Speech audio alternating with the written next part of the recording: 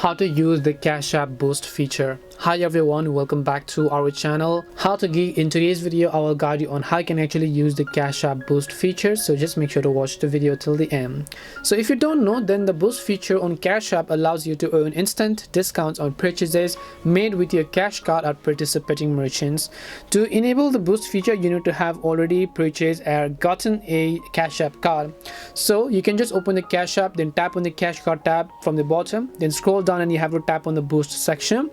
Then follow the prompts to add the Boost to your cash card. You can make a purchase at a participating merchant using a cash card and the discount will be applied automatically. So boosts are typically valid for a limited time and can only be used once, so be sure to use them before they expire. Cash App offers a variety of boosts such as discounts on coffee, groceries and restaurants. You can have up to 3 boosts at any given time and you can change a boost as often as you like. Overall, boosts are a great way to save money on everyday purchases and they're a unique feature that sets Cash App apart from other mobile payments app.